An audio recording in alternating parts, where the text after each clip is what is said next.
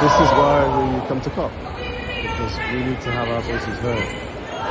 This is an action for food sovereignty and food justice as part of the just transition. Feels that they are being taken care of when we're cutting emissions. Do we? So I'm here at COP30 representing War on One, and we are one of the conveners of a working group on just transition under the global campaign to demand climate justice. Why are we here at COP? What's going on? Well, for War on One, we're here because we want to make sure that the voices of marginalized people are platformed and raised up in response to, in the face of the corridors of power where they're otherwise ignored. So we brought with us partners from across the global south, from Chile, from Argentina. We were supposed to bring people from Bangladesh, but unfortunately, as often is the way with these kinds of things, they didn't get the visas, which is an injustice in itself.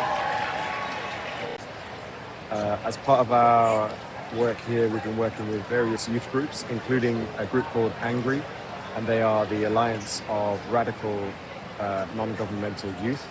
And they formed slightly in opposition to another alliance of young people, which is called Yungo, and we've been working with both coalitions, but the angry coalitions in our kind of organisation, our umbrella organisation, the Global Campaign to Demand Climate Justice.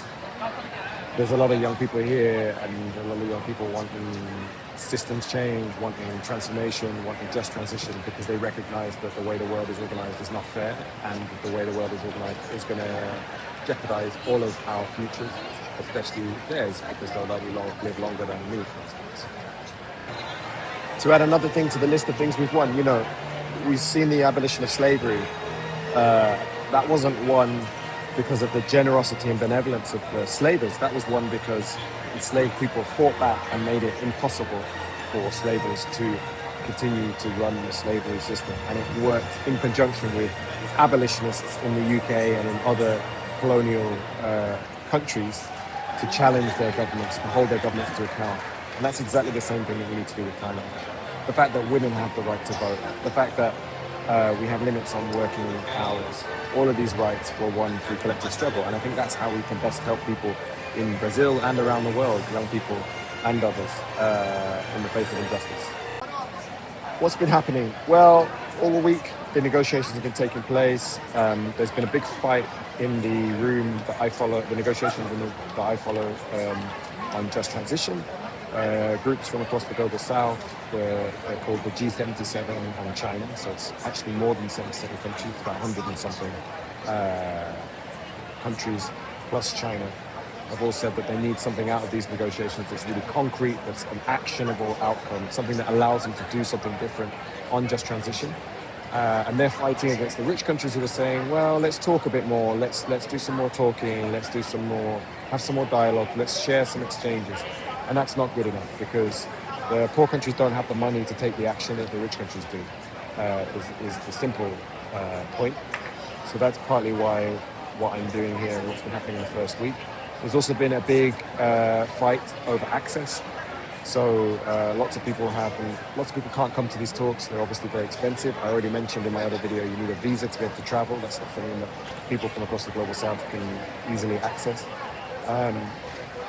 And there have been calls from indigenous groups to have better representation because they feel marginalized within these talks. One of the things that's different about the talks this year compared to previous years is that the talks are taking place in a country that has a strong democratic tradition, with lots of grassroots groups, trade unions, indigenous groups, feminists and young people. And so all of those groups have been mobilizing as part of a People's Summit. And I'll send you a separate video that talks about what's been going on at that People's Summit, because it's been absolutely inspirational. This is the conference venue. This is the Great Britain Pavilion.